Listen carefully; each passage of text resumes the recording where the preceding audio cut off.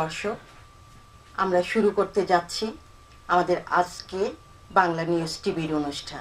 আমি শিউলি মিজান, আপনাদের সবাইকে জানাই বাংলা নিউজ টিভির পক্ষ থেকে আন্তরিক শুভেচ্ছা। কুদ্দুস খান, বাংলা নিউজ টিভির থেকে বলছি। আমরা আমেরিকান রাজনীতি ও অর্থনীতি নিয়ে কিছু কথাবার্তা বলবো। আমাদের সাথে আছে ডক্টর বিপ্লব পাল, উনি ওনার পরিচয় দিবেন। আমি কুদ্দুস খান, বাংলা নিউজ টিভির ম্যানেজিং ডাইরেক্টর। আমি ডাউনির থেকে বলছি। আমি লস অ্যাঞ্জেলেসে 20 বছর যাবৎ বসবাস করছি। হ্যাঁ মিস্টার খান, আপনার সাথে বহুদিন বাদে একটা রাজনৈতিক বিতর্কে অংশগ্রহণ করতে পেরে খুব ভালো লাগছে। আমি আমেরিকাতে 12 বছর হলো আছি, এবারই হয়তো প্রথম ভোট দেব। তবে আমি সোশ্যাল মিডিয়া এবং মিডিয়ার সাথে জড়িত থাকার কারণে viewfluent.com বলে আমরা একটা আমেরিকান পলিটিক্যাল সোশ্যাল মিডিয়া তৈরি করেছি, যেখানে এবারে নির্বাচনের ওপর প্রতিদিন আমরা আমেরিকান লোকেদের বিভিন্ন বিষয়ে ওপিনিয়ন কালেক্ট করছি বা সার্ভে করছি যে ভোটের হাওয়া কোন দিকে। সেই নিয়ে আমি একটু ব্যস্ত আছি এখন। তো আপনি যেহেতু আমাকে আমেরিকান নির্বাচনের ব্যাপারে একটি বিতর্কে ডেকেছেন, নিঃসন্দেহে আমি খুব আনন্দিত বোধ করছি। তবে দর্শকদের জানাই যে www.viewfluent.com এই সাইটে রেজিস্টার করে আপনারাও আমেরিকান ইলেকশনের বিভিন্ন বিষয়ের উপর নিজেদের মতামত এবং প্রদান করতে পারবেন। হ্যাঁ বিপ্লব পাল, আপনি হয়তো জানেন রিপাবলিকানরা পল রায়ানকে ভাইস প্রেসিডেন্ট ক্যান্ডিডেট নির্বাচিত করেছেন। উনি ইলেকশনে ভাইস প্রেসিডেন্ট হিসাবে মিট রমনির সাথে এবার ইলেকশনে নির্বাচন অবতীর্ণ হয়েছেন। কিন্তু সমস্যা হলো পল রায়ান তাত্ত্বিক গুরু হচ্ছে রিপাবলিকানদের। উনি টপ টু বটম একটা থিওরি দাঁড় করিয়েছেন, অর্থাৎ উপরে যারা আছেন, অর্থাৎ ধনী ব্যক্তি যারা 250,000 অ্যান্ড আপ উপরে পান, তাদের ট্যাক্স ব্রেক দিতে চান, অর্থাৎ তাদের ট্যাক্স কমিয়ে দিতে চান। কমিয়ে দিয়ে উনি মনে করেন যে সে যদি তাদের ট্যাক্স ব্রেক দেওয়া হয়, টাকা পয়সা তারা ইনসেন্টিভ পাবে, টাকা লাভ বেশি হবে, তখন তারা ইনভেস্টমেন্ট করবে, চাকরির সৃষ্টি হবে। কিন্তু বাস্তবে অপরপক্ষে ওবামা ইউরোপিয়ান স্টাইলের একটা ইকোনমি দাঁড় করাতে চেয়েছেন। কারণ এখানে আপনি জানেন এখানে যে সমস্যাটা হয়েছে সেটা হলো কি যে ইকোনমি খারাপ যাচ্ছে দীর্ঘদিন। আমি মিস্টার খান, আমি প্রথমে বলে রাখি যে ওবামা কি করতে চাইছেন সেটা ওবামাও বা ওবামার পারিষদরাও জানেন বলে আমার মনে হচ্ছে না। আমার দেখে শুনে মনে হচ্ছে মিস্টার ওবামার একটাই উদ্দেশ্য, সেটা হচ্ছে কিভাবে হাওয়া মোড়ক কাজে লাগিয়ে আগামী নির্বাচনে বৈতরণী পার হওয়া যায়। কারণ ওবামার মধ্যে বিভিন্ন রকম ইনকনসিস্টেন্সি আমি অলরেডি দেখছি। আর আপনি যদি রিপাবলিকানদের প্রশ্ন তোলেন তাহলে এটাই বলতে হয় যে বড়লোকদের হাতে আরো বেশি টাকা দিলে দেশের অর্থনীতি স্থিতিবৃদ্ধি হবে। কোনো অর্থনীতিবিদ এই ধরনের কোনো প্রমাণ দিতে পারেননি, বরং উল্টো প্রমাণই আমরা দেখেছি যে 70 বা 80 দশকে যখন কর্পোরেট ট্যাক্স অনেক বেশি ছিল, সে সময় আমেরিকার গ্রোথ অনেক বেশি হয়েছে। তাছাড়া যদি বাস্তবের দৃষ্টিভঙ্গিতেও দেখি তাহলে আমরা দেখতে পাবো এই মুহূর্তে আমেরিকানদের হাতে, বিভিন্ন আমেরিকান কর্পোরেটদের হাতে ক্যাপিটাল ভালো আছে। United states does not have a problem of capital.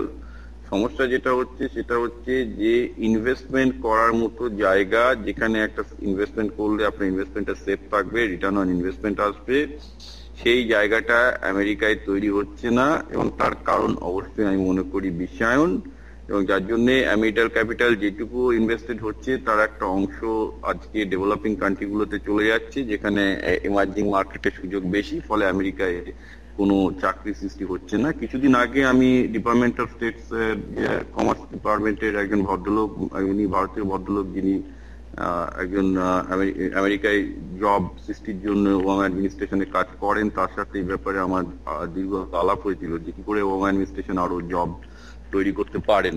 তো আমি যেহেতু একজন ছোটখাটো ব্যবসায়ী, উনি আমার সাজেশন নিচ্ছিলেন, তো তাকে আমি এটাই বললাম যে এখানে আমি তো কোনো আশা দেখতে পাচ্ছি না। কারণ একটা আমরা যেটা দেখতে পাচ্ছি যে ওবামা যে জব করে চেঁচাচ্ছেন বা রমনি যে জব করে চেঁচাচ্ছেন, এটা আমার মনে হচ্ছে এরা দুজনাই হাওয়ার ওপর ভেসে কথাবার্তা বলছেন।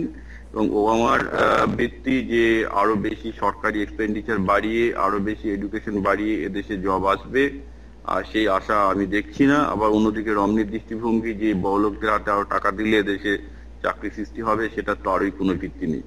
এই মুহূর্তে আমার যেটা মনে হচ্ছে যে আমেরিকার লোকজনও যেটা বুঝছে না তাও নয়। আমি viewfluent.com এ বিভিন্ন ভোটে দেখেছি যে আমেরিকা একটা বিপুল সংখ্যক ডেমোক্র্যাট বা রিপাবলিকান বলতে পারেন আমেরিকার 80% মানুষ এই মুহূর্তে তারা পলিটিক্সের ওপর বা পলিটিশিয়ানদের ওপর আশা ভরসা হারিয়েছে। তারা কোন দিকে ভোট দেবে আমি নিজেও জানি না। এটুকু বলতে পারি যে আপনি যেটা বলছেন যে আইডিওলজিক্যাল ডিফারেন্স একটা খুব বড় দিকে যাচ্ছে, হ্যাঁ রিপাবলিকানদের আইডিওলজিক্যাল পজিশনটা খুব ক্লিয়ার। কিন্তু বিপ্লব, আপনি যেটা বলেছেন কথাটা ঠিক আছে, আমেরিকান লোক রাজনীতির সাথে সম্পৃক্ত ছিল না, কারণ রাজনীতির চেয়ে ওমেন মোর ইন্টারেস্টিং। ঘটনা হলো কি তাদের দরকার তো ছিল না, ইকোনমি এত স্ট্রং ইকোনমি ছিল, কত ধরেন 100 ইয়ার্স তারা লিড করতেছে ইকোনমিতে, ইনোভেশন সব তারাই করেছে, তখন দরকার ছিল না। এখন হয়তো ইকোনমিক ক্রাইসিসটা আছে, এই ক্রাইসিসটা যদি দীর্ঘ সময় থাকে বা 1-2 বছর থাকে, তখন ডেফিনেটলি আমেরিকান লোকরা পলিটিক্সের সাথে সম্পৃক্ত হবে, এটা একটা কথা। আরেকটা কথা, বিশ্বায়নের জন্য আমেরিকার কিছুটা ক্ষতি হয়েছে, কথাটা আমি মানতে রাজি আছি আর নাইও। কারণ তো আমেরিকার যেটা সমস্যা হয়েছিল সেটা হলো কি যে হাউজিং মার্কেটে বুম হয়েছিল, সেই কারণেই ইকোনমিক সমস্যাটা হয়েছে। অ্যান্ড হাউজিং মার্কেট ঠিক হতে পারে, আর আমেরিকার গণতন্ত্র সব ইকোনমিটাকে কারেক্ট কীভাবে করে, যেমন ধরেন এখন হাউজিং মার্কেটটা যদি ঠিক হয়, ইকোনমিকে যদি বেশি ভালো হয়, তাহলে যেটা হবে আবার ট্যাক্স মানি চলে আসবে, ট্যাক্স মানি চলে আসলেই তো আমেরিকার সরকারের সংকটটা নিরসন হয়। আপনি হয়তো খুব বেশি দিন আগের কথা না, আপনি ক্লিনটনের সময় আমাদের কিন্তু সারপ্লাস ছিল, এখন যে বাজেট ডেফিসিট আছে তার ওই পরিমাণই সারপ্লাস ছিল। সারপ্লাসটা বুশ ইরাকের যুদ্ধ করতে যে কিছুটা বাড়িয়েছে। আরেকটা সারপ্লাসের কারণ আমি যেটা মনে করি সেটা হচ্ছে এই যে বুশ ধনীদের ট্যাক্স ব্রেক দিয়েছিল, সেখানে $3.2 বিলিয়ন ডলারের 2 ট্রিলিয়ন ডলার 3.2 ট্রিলিয়ন ডলারের ট্যাক্স ব্রেক দেওয়া হয়েছে। সেই টাকাটা কম আসছে সরকারের হাতে, তো প্রতি বছর যদি 2 বিলিয়ন টাকা কম আসে, আর আয়টা তো থেকে গেছে একই রকম, আয়টা বাড়ে নাই, আয়টা মানে ট্যাক্স আয়টা বাড়ে নাই, কাজে সেই জন্য ডেফিসিটটা বড় হয়েছে। এখন ওবামা যে পদ্ধতিটা গ্রহণ করতেছেন, ওদের ট্যাক্স যে ব্রেকটা ছিল সেটা যদি তুলে দেন তাইলে আবার অনেকটা কমে আসবে, এই একটা দিক। আরেকটা দিক হলো যে ইকোনমিক যদি টার্ন আউন হয় তাহলেও মনে দেখবেন যে এই সমস্যাটা আর নাই, তো সেগুলোর দিক দিয়ে দেখতে হবে। আর বিশ্বায়নের কিছু প্রভাব তো আমেরিকার পুরো আছেই। বিশ্বায়ন করার জন্য ভারতে এবং চীনে সস্তা শ্রমিক আছে, কারণ ভারতীয় সস্তা শ্রমিকের জন্য তারা যে মালটা তৈরি করে তার দামও কম পড়ে, আমেরিকানরা কম্পিটিশনে পারছে না, এই একটা দিক।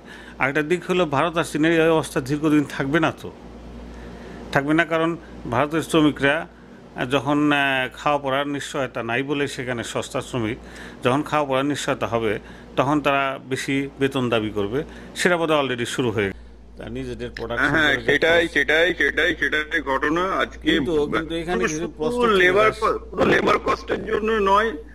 লেবার কস্টের জন্য নয়, আমার নিজে যেহেতু আউটসোর্সিং এর ব্যবসা, আমি নিজে এখানে ইঞ্জিনিয়ারিং আউটসোর্সিং করি, আমি এটা বলতে পারি শুধু লেবার কস্টের জন্য চাকরি আউটসোর্স হয় না।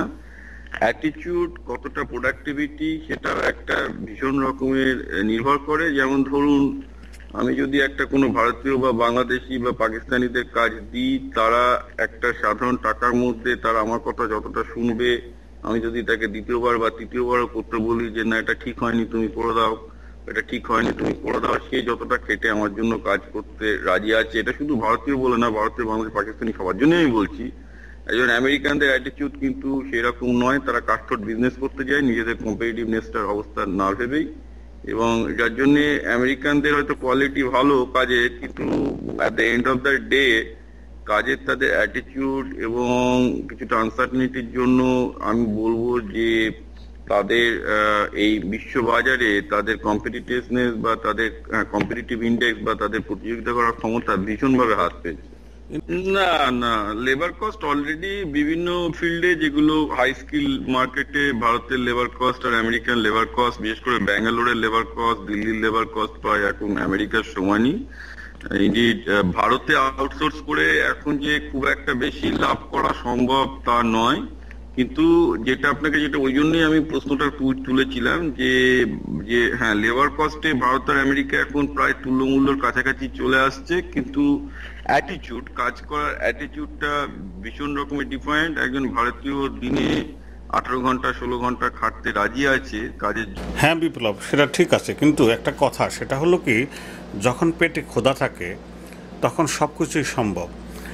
ভারতের 1/3 শ্রমিক তারা $1 দিনে রোজগার করে, তারা যা কিছু পায় সেটাই তাদের কাছে বড়। কাজেই সেই দিকটা বিচার করলে ভারতীয় শ্রমিকদের কম বেতনে বেশি সময় খাটানো যাবে, কারণ খাওয়া পড়া বেঁচে থাকাই তাদের সমস্যা। সেটা বাংলাদেশের ক্ষেত্রে, পাকিস্তানের ক্ষেত্রেও সত্য।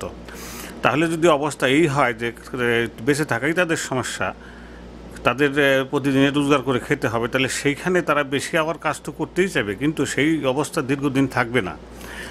এই কারণে একদিন না একদিন তারা যখন দেখবে যে তাদের পেটের ক্ষুধাটা কমে গেছে, অর্থাৎ যথেষ্ট পয়সা তারা রোজগার করছে জীবন ধারণের জন্য, তখনও বেটার লাইফের জন্য তারা চাইবেই। সেইটাই জীবনের নিয়ম, সেটাই হয়ে থাকে।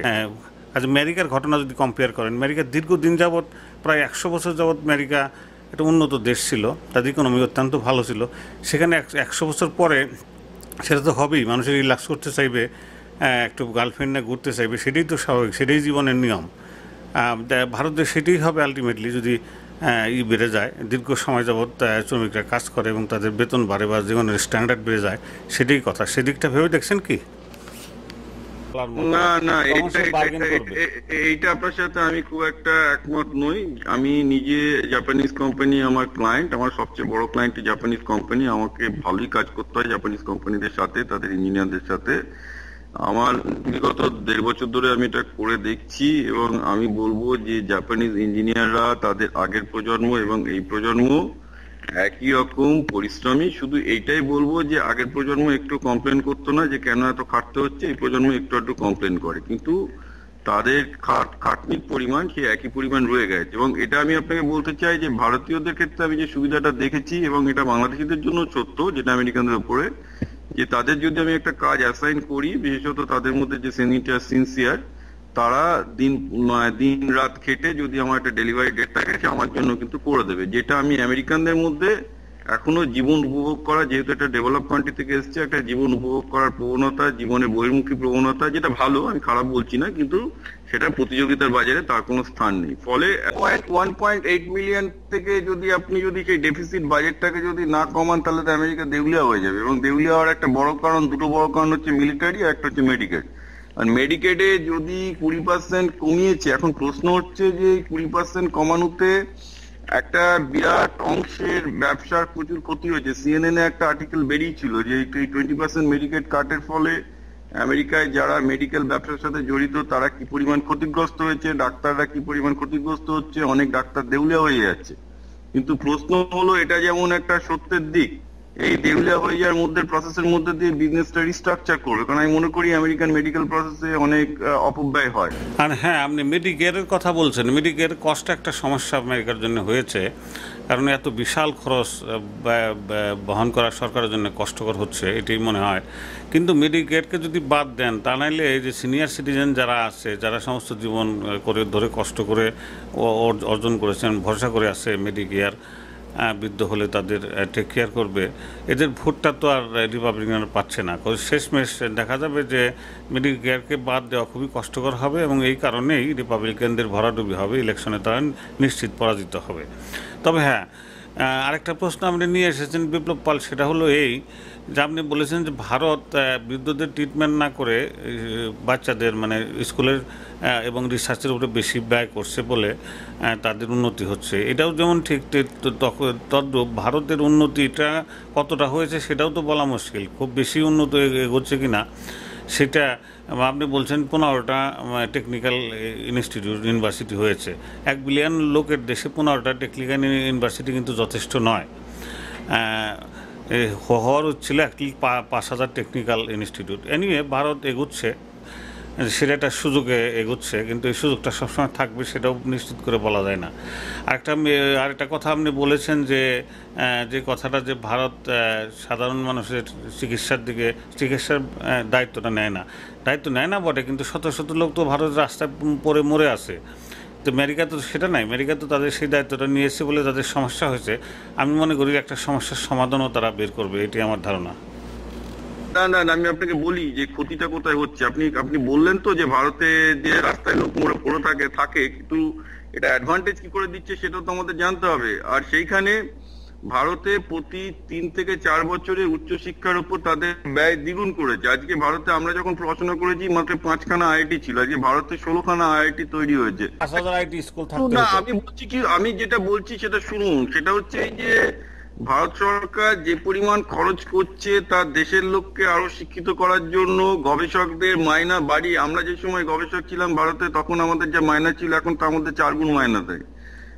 যে তার সংখ্যা বেড়ে গেছে, ইনস্টিটিউটের সংখ্যা বেড়েছে, ফেলোশিপের সংখ্যা বেড়েছে। তার আজকে রেজাল্ট আপনি কি পাচ্ছেন? রেজাল্ট হচ্ছে এই যে যত আমেরিকান ফার্মাসিউটিক্যাল কোম্পানি আছে তাদের সমস্ত চাকরি, তাদের সমস্ত জব ভারতে চলে গেছে। R&D আউটসোর্সিং আগে ভাবা যেত না, কিন্তু আজকে আমেরিকার যেটা বুমিং জব সেক্টর ছিল বায়োটেকনোলজি এবং মেডিকেলে, তার সব চাকরি আমেরিকা থেকে ইন্ডিয়ায় চলে গেল। কেন? কারণ সরকার যেহেতু উচ্চশিক্ষা এবং গবেষণাতে ওখানে ফান্ডিং করেছে, অনেক বেশি স্কিল ম্যান পাওয়ার তৈরি হয়েছে এবং কস্ট ডিফারেন্স অফকোর্স আছে যে 1/3 বা হাফ কস্টে তারা পেয়ে যাচ্ছে। না, ভারত ক্ষতি করছে না। আমি দেখাচ্ছি যে আমেরিকান পলিসি মেকারদের কি ফল্টের জন্য, যে আপনি জিজ্ঞেস করছিলেন যে মেডিকেয়ারে কাট না করলে কি হবে, আমি যেটা বলতে চাইছিলাম যে এই মেডিকেয়ারের চাপের জন্য আমেরিকান ইউনিভার্সিটিগুলো এই মুহূর্তে ঢুকছে। আমেরিকান ইউনিভার্সিটিগুলো যে পরিমাণ রিসার্চ স্কলার, যে কোয়ালিটি রিসার্চ স্কলার প্রডিউস করার কথা ছিল তারা করতে পারছে না, বা গবেষণায় সেই পরিমাণ সরকার সহায়তা করছে না। আজকে যার ফলশ্রুতিটা এটা যে রিসার্চ অ্যান্ড ডেভেলপমেন্ট, যেটা কোনো ভাবা যেত না যে আমেরিকা থেকে অন্য কোথাও যাবে, যেটা আমেরিকানদের এক্সক্লুসিভ একচেটিয়া ছিল, সেইগুলো মানে পুরো একদম খুব বাল স্কেলে আমেরিকা থেকে ইন্ডিয়ায় চলে যাচ্ছে। হ্যাঁ বিপ্লব, আমি এবার পুরোনো কথা ফিরে যাচ্ছি। আমেরিকা রিসার্চ অ্যান্ড ডেভেলপমেন্টে 100 বছর যাবৎ নেতৃত্ব দিয়েছে। বিশ্বের যত ইনোভেশন আছে, যত সায়েন্টিফিক ইনোভেশন, নাসা সহ সবই আমেরিকা করেছে। কিন্তু বুশ আমলের 2 রিপাবলিকান, বুশ ফাদার এবং ছেলে, যুদ্ধে অতিরিক্ত টাকা খরচ করেছে, ইরাক যুদ্ধে এবং বিভিন্ন যুদ্ধে। সেই কারণে আর মেডিকেয়ারও খরচটা খুব বেড়ে গেছে, সেই কারণে আমেরিকা একটু দুর্গতি হয়েছে। অচিরেই এটা ফিক্স করা যাবে, কারণ যেহেতু আমেরিকা গণতান্ত্রিক দেশ, কংগ্রেসম্যানরা এটা ফিক্স করবে। ফিক্সটা কী করে করবে? ট্যাক্স ব্রেক দিয়েছিল ধনীদের 3.5 ট্রিলিয়ন বোধ হয়, সেই ট্যাক্সটা যদি ওবামা সরকার তুলে দিচ্ছে, ধনীদের ট্যাক্স ব্রেকটা দেবে না, তাহলে ঘটনা হবে $3.5 ট্রিলিয়ন আমাদের সেভ হলো। আর মিলিটারি বাজেট কিছু কমানো যেতে পারে, আর মেডিকেয়ারও কিছু কাট করে আলটিমেটলি দেখবেন 2-1 বছরের মধ্যে বা 4-5 বছরের মধ্যে আমেরিকা একটা শেপে নিয়ে আসবে তার ইকোনমিটা। তাইলে হয়ে গেল। আর ভারতের কথা বলছেন, ভারত তো একটা এখনও ভারতের 1/2 লোক $1 নিচে জীবনযাপন করে। কাজে তাদের তো উন্নতি হওয়ারই। আমি কম্পিটিশন করছি না ভারতের সাথে, ভারতের অ্যাডমিনিস্ট্রেশন খুবই ভালো, শিক্ষা খাতে তারা প্রচুর ব্যয় করছেন এবং ব্যয় করছেন তারা রিসার্চ অ্যান্ড ডেভেলপমেন্টে। আমেরিকাটা কমিয়ে দিয়েছে অর্থনৈতিক কারণে। আমার মনে হয় আমেরিকার যুদ্ধংদেহী মনোভাব বিশ্বের বিভিন্ন দেশে নেতৃত্ব করার যে প্রবণতা, সেটা কমিয়ে দিলেই সমস্ত সমস্যার সমাধান হবে বলে আমি মনে করি। Thank you. আমরা সময় অভাবে আর কথা বাড়াতে পারলাম না। আমাদের ডিবেটটা খুবই সুন্দর হয়েছিল। আমি সরি, আমার সময় শেষ, তো এখানে আমাদের শেষ করতে হচ্ছে। বিপ্লব পাল, আপনি ভালো থাকেন, সুস্থ থাকেন, আবার কথা হবে আপনার সাথে। খোদা হাফেজ।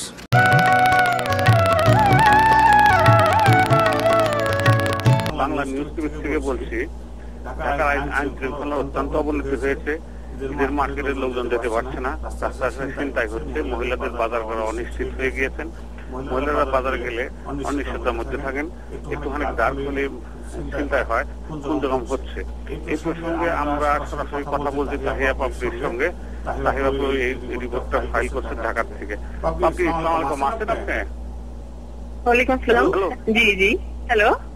হ্যাঁ, বাংলাদেশের আইন, হ্যাঁ ঢাকাতে বাংলাদেশের আইন শৃঙ্খলা পরিস্থিতি যেভাবে ভেঙে পড়েছে, সরকার জনগণের নিরাপত্তা দিতে ব্যর্থ হচ্ছে। আর এদিকে লাগাতার খুন, গুম, গণহত্যা লেগেই আছে। ঈদকে সামনে রেখে জনগণের ভোগান্তির শেষ নেই। ঢাকা শহরে বাংলাদেশের বিভিন্ন স্থানে চুরি, ডাকাতি, চাঁদাবাজি, ছিনতাই আরো অনেক বেড়ে গেছে। অ্যাপারেন্টলি মনে হচ্ছে যে রাষ্ট্র চরম ব্যর্থতার দিকে যাচ্ছে। আবার এদিকে জনগণের নিরাপত্তার জন্য মানুষকে সচেতন করার উদ্দেশ্যে স্বরাষ্ট্রমন্ত্রী সায়রা খাতুন বলেছেন ঈদের ছুটিতে বাসাবাড়িতে ও দোকানপাটে তালা লাগিয়ে যেতে। এদিকে মানবাধিকার কমিশন, হ্যাঁ, এখানে যেটা সমস্যা দেওয়া হয়েছে সেটা হলো কি, সরকার তো ব্যর্থ হচ্ছেই, কারণ সরকারের যে আইন শৃঙ্খলা নিরাপত্তা দেওয়ার দরকার এদের মধ্যে সেটা দিচ্ছে না। আর অর্থমন্ত্রী না স্বরাষ্ট্রমন্ত্রী সরি, সে খুব দায়িত্বহীন কথাবার্তা বলছে, এটা দুঃখজনক। আলটিমেটলি আমরাও মনে করি সরকার ব্যর্থতার দিকে যাচ্ছে। ব্যর্থতার দিকে নির্বাচন করবে, যদি ব্যর্থতার দিকে যায় তাহলে যেটা হবে সেটা অ্যানার্কি হতে পারে। অ্যানার্কি হলে তো খুব খারাপ অবস্থা হবে, বাংলাদেশের অবস্থা খুবই খারাপ হবে বলে আমি মনে করি। পরবর্তী নিউজ কি আছে আপনার? এদিকে জাতীয় মানবাধিকার কমিশনের চেয়ারম্যান অধ্যাপক ডক্টর মিজানুর রহমানকে একটি মোবাইল ফোন নাম্বারে হুমকি দেওয়া হচ্ছে। তো হুমকিদাতারা তাকে অশালীনভাবে SMS পাঠাচ্ছে। মানবাধিকার কমিশনের এক সংবাদ বিজ্ঞপ্তিতে জানানো হয় কয়েকদিন ধরে তাকে হত্যার জন্য হুমকি দেওয়া হয়। মানবাধিকার কমিশনের চেয়ারম্যান অধ্যাপক ডক্টর মিজানুর রহমানের যেখানে নিরাপত্তা নেই সেখানে সাধারণ জনগণের কিভাবে নিরাপত্তা দেবে সরকার, এমনটাই সর্বসাধারণের চিন্তা আর কি, প্রশ্ন এমনটাই প্রশ্ন সর্বসাধারণের। কুদ্দুস খান, এটা তো আসলে ঘটনা হলো মিজানুর রহমানের চাকরি সত্যিকারই কষ্টকর হয়ে যাচ্ছে, কারণ মিজানুর রহমান মানবাধিকার কমিশনের জন্য চেষ্টা করছেন। নারীদের হত্যা হচ্ছে, তারপরে কি র্যাব কাউকে একজন নিজাম নামক একজনের পার্কে গুলি করেছিল, এর কোনো বিচার হয় নাই। আমরা দেখতে গেলেন চলছেই বরাবরই। মিজানুর রহমানের কাজটা অত্যন্ত কষ্টকর হবে। আমরা মিজানুর রহমানের সাথে সমবেদনা জানাচ্ছি। আমরা মনে করি যে সরকারের এই দিকে লক্ষ্য রাখা উচিত। সবকিছু দেখে মনে হচ্ছে সরকার ব্যর্থতার দিকে যাচ্ছে। কাজেই সরকারের উচিত, হাসিনা সরকার নির্বাচিত সরকার অনেক ভোট পেয়ে আপনি ক্ষমতা এসেছেন, আমরা অনুরোধ করবো আপনি নির্বাচনের পূর্বে আইন শৃঙ্খলা যতটা সম্ভব নিয়ন্ত্রণে আনার চেষ্টা করেন। তা নাহলে কিন্তু দেশের অবস্থা খুব ভালো মনে হচ্ছে না। আর আপনার অবস্থা কতটা ভালো হবে সেটা আমরা নিশ্চিত না। তারপরে কি আছে আপনি? হ্যাঁ, আপনারা শুনেছেন, জানেন যে ইলিয়াস আলীর গুম হয়ে যাওয়া, তারপর সাংবাদিক দম্পতি সাগর রুনির হত্যা, মানে এই সমস্ত এর এখনো সঠিক তদন্ত হয়নি। আবার এদিকে ছিনতাই, চাঁদাবাজি, ব্যবসায়ীদের কাছ থেকে অতিরিক্ত মুক্তিপণ আদায়ে বেপরোয়া হয়ে উঠেছে সন্ত্রাসীরা। বর্তমান বাংলাদেশে পুলিশরাও ব্যর্থ হয়ে উঠেছে বড় ধরনের চাঁদাবাজি। আমি তো পুলিশের ছিলাম, পুলিশটা সবসময় ব্যর্থ, পুলিশটা খারাপ। যেটা হয়েছে চাঁদাবাজির মধ্যে সন্ত্রাসীদের সাথে পুলিশটা শেয়ার করছেন বলে আপনার মনে হয়? আমার মনে হয় যে চাঁদাবাজি এবং সন্ত্রাসীর মধ্যে পুলিশের একটা নিশ্চয়ই হাত আছে, তারা একটা বাঘ বটরা করে থাকেন। তা না হলে জিনিসটা তারা কন্ট্রোল করতে পারছেন না কেন? এটা দুঃখজনক, লজ্জাস্কর বটে। কাজে এখানে আবারও আমরা বলবো, প্রধানমন্ত্রী, নির্বাচিত প্রধানমন্ত্রী শেখ হাসিনা, আপনি দয়া করে পুলিশের বিষয়টা একটু হাতে নিন। আমার যত মনে হয় শুধু অস্থায়ী প্রকৃতির সরকার সময়ই বোধহয় পুলিশকে একটু নিয়ন্ত্রণ করতে পেরেছিল। আমরা দেখেছি ইতিপূর্বে খালিদা সরকারের আমলেও পুলিশের খুব একটা ভালো কার্যকরিতা আমরা লক্ষ্য করি নাই। এখনো সে একই দিকে যাচ্ছে। এই চলতে থাকলে তো দেশের লোকের ভবিষ্যৎ খুব ভালো মনে হচ্ছে না। পরবর্তী কি আছে আপনার? না, এখানে আরো অনেক কথা আছে, যেটা পুলিশদের চাঁদাবাজি, থানায় একটা এজাহার দিতে গেলেও সেই এজাহার দেওয়ার জন্য জনগণকে টাকা দিতে হয়। তাহলে জনগণের কোথায় গিয়ে আশ্রয় নিবে, মানে কোথায় গিয়ে সে আইনি আশ্রয় নিবে, কোথায় গিয়ে দাঁড়াবে? আমরা তো সাংবাদিক হিসেবে কথা বলতে পারি যে জনগণ কষ্টে আছে, তাদের বিরুদ্ধে অপরাধ হচ্ছে, গুলি করা হচ্ছে, সেই তার জন্য আইনের কাছে গেলেও পুলিশ যদি ঘুষ নেয় বা টাকা চায় তাহলে দুঃখজনক। এখন এগুলো মনে হচ্ছে বাংলাদেশ রাষ্ট্রের অবস্থা ভালো না, ব্যর্থ রাষ্ট্রের দিকে যাচ্ছে। আবারও প্রধানমন্ত্রীকে বলবো, আপনি নির্বাচিত প্রধানমন্ত্রী, যতটা পারেন আপনি যতটা সম্ভব আইন শৃঙ্খলার দিকে একটু দৃষ্টি দিন। এইভাবে চলতে থাকলে বাংলাদেশ ব্যর্থতার দিকে যাবে। সেই দায়ভার কিন্তু আপনাকে নিতে হবে। আপনি বঙ্গবন্ধু অন্যায় হন আর যেই হন, আপনাকে দায়ভার অবশ্যই নিতে হবে। আজকে আসবো আপনি। আর এই অবস্থায় দলীয় সরকারের অধীনে বাংলাদেশে যে অবাধ সুষ্ঠু নির্বাচন কতটা সম্ভব তা সন্দেহজনক, মানে এমন মন্তব্য করেছেন দেশের বিশিষ্ট বুদ্ধিজীবী ও রাজনীতিবিদ। এদিকে আওয়ামী লীগের একরোখা মনোভাব একটা চূড়ান্ত সংঘর্ষের দিকে নিয়ে যাচ্ছে বাংলাদেশকে।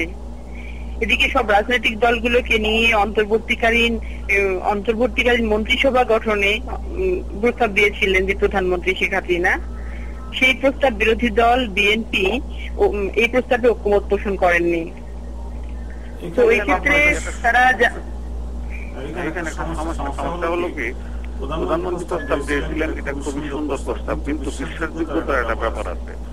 সবসময় বিরোধী দলকে যদি সাপ্রেস করেন, তার বিরোধী দল যদি বিশ্বাস না করে যে প্রধানমন্ত্রী সরকারি দল ঠিক তাদের স্বার্থ রক্ষা করে, বিরোধী দলের স্বার্থ বলছি, নির্বাচনে তাদের স্বার্থ রক্ষা করবেন না, তা নাইলে অবিশ্বাস হলে তো তারা এটা গ্রহণ করবেন না। জিনিসটা সম্পূর্ণ নির্ভর করে বিশ্বাসযোগ্যতা। আমার মনে হয় প্রধানমন্ত্রীকে আরেকটু এগিয়ে এসে বিরোধী দলের সাথে কথাবার্তা বলে একটা বিশ্বাসযোগ্যতা বা একটা কম্প্রোমাইজ ফর্মুলা দান না করিয়ে শুধু আহ্বান করলে, তাও আবার উনি আহ্বান করেছেন লন্ডনে, যে ঢাকায় আহ্বান করেন নাই। আমার মনে হয় একটা ডায়লগের দরকার প্রধানমন্ত্রী বিরোধী দল। ডায়লগ না করলে যেটা হবে, প্রধানমন্ত্রী যদি এককভাবে নির্বাচন করেন, সেই নির্বাচন অর্থবহ হবে না, এবং আবার বিরোধী দল যদি আন্দোলনের ডাক দেয়, সে আন্দোলনের লোক সাড়া দিবে, দেশ আবার ব্যর্থতার দিকে যাবে বলেই বুদ্ধিমান হচ্ছে। আর কি আছে আপনার? কিন্তু বাংলাদেশের প্রতিটি পার্টি তাদের পার্টি নেতার স্বার্থ বড় করে দেখে, এই জন্য বাংলাদেশে আসলে নির্দলীয় সরকারের অধীনে নির্বাচন দরকার। সেটা একটা ভালো পয়েন্ট আপনি তুলেছেন পাপড়ি। যেহেতু পার্টিগুলো তাদের নিজেদের স্বার্থ, বাংলাদেশে খানিকটা ট্রাইবাল বলি আমরা। ট্রাইবাল মানে কি, যে আওয়ামী লীগ করে সে সবসময় আওয়ামী লীগকে ভোট দেবে, যে বিএনপি করে বিএনপি ভোট দেবে, বিএনপি সমর্থন করবে, বিএনপি যতই খারাপ করুক বা ভালো করুক এটা নিয়ে তাদের অতীত নেই। কাজে সেই ক্ষেত্রে কিছুটা ভালো হইতে পারতো। আসলে গণতন্ত্র এইভাবে কাজ করে না। গণতন্ত্র যারা ভোট দেন তারা নিরপেক্ষভাবে চিন্তা করে, নিজের স্বার্থ চিন্তা করে ভোট দেওয়া উচিত। এটাই ওয়েস্টার্ন ডেমোক্রেসিতে আমরা দেখি। তথাপিও যদি নিরপেক্ষ সরকার হতে পারতো, যারা কোন দলের পক্ষে না, তাহলে তো কিছুটা ভালো হইতেই পারতো। তাছাড়া নির্বাচন দিলে বিরোধী দল অংশগ্রহণ না করলে তাদের দোষ দেওয়ার কোন কারণ, সঙ্গত কারণ আমি দেখি না। আর কিছু আছে আপনার? কিন্তু আমাদের দেশে যে গণতন্ত্র, সেই গণতন্ত্রটা আসলে জনগণের জন্য সহায়ক গণতন্ত্র না। শুধু আওয়ামী লীগ বা বিএনপি বা যে কোনো দল, তাদের শুধু দলের স্বার্থ উদ্ধারের গণতন্ত্র। ভালো মন্তব্য হয়েছে, কিন্তু গণতন্ত্র তো কোনো সিস্টেম হয় না। গণতন্ত্র মানেই গণতন্ত্র। এখন আমাদের দেশে যদি আওয়ামী লীগের স্বার্থে গণতন্ত্র ইউজ করে বা বিএনপির স্বার্থে ইউজ করে, তাহলে যেটা হবে গণতন্ত্রটাই ফেল করবে। গণতন্ত্র ফেল করলে তো অন্য কোনো ভালো ব্যবস্থা আছে বলে জানা নাই। গণতন্ত্রকে তার নিজস্ব গতিতে এগিয়ে যেতে দিতে হয়। গণতন্ত্রকে কন্ট্রোল করলে, নিজের স্বার্থ ইউজ করলে গণতন্ত্র থাকে না। আর কিছু আছে আপনার? হ্যাঁ, কিন্তু এটা তো মানে এরকম হয়ে যাচ্ছে যে তারা তাদের স্বার্থের জন্য গণতন্ত্রটাকে ব্যবহার করছে। আমাদের দেশে মানে আমরা এখানে কি করতে পারি? আমরা মিডিয়াতে, আমরা টেলিভিশন প্রচারে, সেটা হলে সবার উপরে মানুষ সত্য, তাহার উপরে নাই। একটা কথা আছে, জনগণের জন্য জনগণই গণতন্ত্রকে রক্ষা করে। যদি বাংলাদেশের জনগণ ঠিক মতো ভোট না দিতে পারে বা ঠিক মতো নেতা নির্বাচন না করতে পারে, তাহলে গণতন্ত্র ব্যর্থ হবে। গণতন্ত্র ব্যর্থ হলে দেশে অ্যানার্কি হবে, দেশটা হয়তো থাকবে না। দেশটা থাকবে না এই কারণে বলছি, মাটি তো উড়ে যাবে না। যেটা হতে পারে সেটা হলে যদি বিশৃঙ্খলা হয়, রাস্তায় যুদ্ধ হয় বা সন্ত্রাসীরা একটা এলাকা দখল করে থাকে, তাহলে যেটা হবে, দেশটা সেন্ট্রাল গভর্নমেন্ট থাকলো না, দেশটা মোটামুটি ব্যর্থ হলো। সেটা হতে পারে। এটা গণতন্ত্রের জন্য যে শুধুমাত্র বিএনপি আওয়ামী লীগ দায়ী তা না, আমাদের দেশের জনগণ অনেকটা দায়ী। কারণ জনগণকে ঠিক মতো নেতা চুজ করতে হবে, ভোট দিতে হবে। দর্শক, আমাদের আজকের অনুষ্ঠান এখানেই শেষ হতে যাচ্ছে। আপনাদের সবাইকে শুভকামনা জানাই। আজকের মতো এখানেই আমি বিদায় নিচ্ছি। আমি Maya Alam, Bangla News TV, Los Angeles.